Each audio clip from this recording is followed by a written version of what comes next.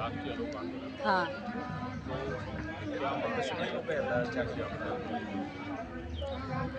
लोक आंदोलन न्यास आपने? इसके संस्थापक और अध्यक्ष माननीय अन्ना हजारे जी है।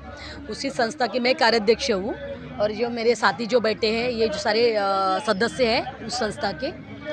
तो हम लोग इस संस्था के माध्यम से ज्वलन मुद्दे उठाना चाहते हैं और उसकी आज एक दिवसीय धरना प्रदर्शन कर रहे हैं और सरकार को अल्टीमेट दे रहे हैं। जो हमारी मांग है, जो भ्रष्टाचार, महंगाई, बेरोजगार, जैसे भ्रष्टाचार के लिए केंद्र सरकार ने, आज की सरकार ने सक्षम लोकपाल को कमकुवत किया, मतलब कमज़ोर किया, आरटीआई को कमज़ोर किया।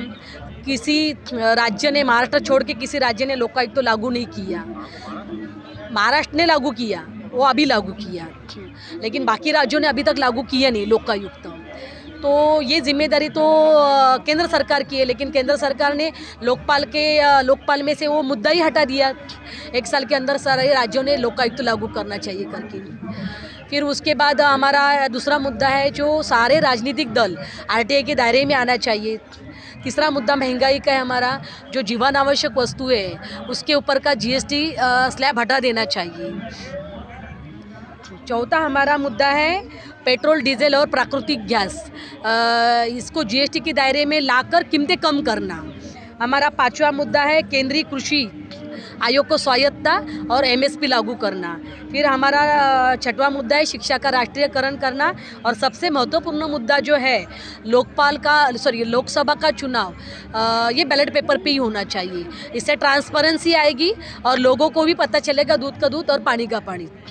तो मेरा ये कहना है कि आज जो सत्ता में बैठी हुई जो केंद्र सरकार है वो 2 मुद्दों पे सरकार में सत्ता में आई है। एक तो भ्रष्टाचार का मुद्दा और दूसरा महंगाई का मुद्दा। तो सच में भ्रष्टाचार खत्म हुआ है क्या?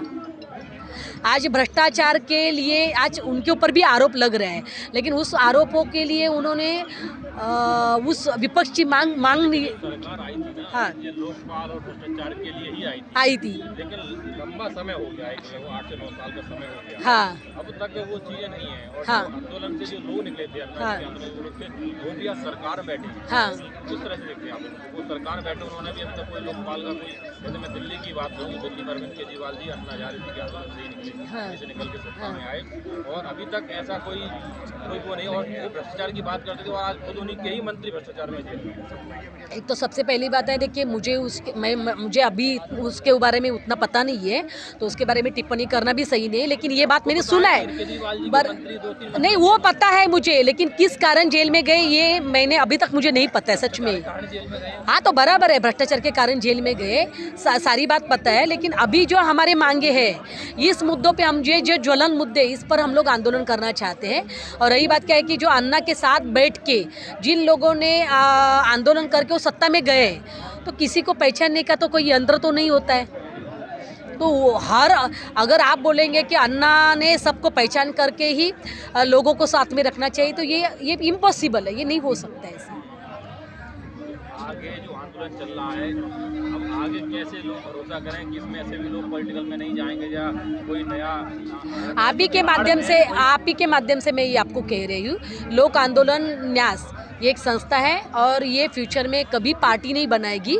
ये अन्ना जैसे ही काम करेगी और समाज के लिए ही काम करेगी और समाज के साथ बैठकर ही काम करेगी। आगे का क्या रणनीति? आगे की रणनीति ये है कि ये जो हमने सरकार को जो पत्र दिया है, हमारी जो मांगे दी है, 1 दिवसीय धरना आंदोलन है। अगर ये हमारी मांगे को अगर सरकार ध्यान नहीं देगी तो 20 अप्रैल को रामलीला मैदान पे हम लोग अनिश्चितकालीन अनशन पर बैठ जाएंगे।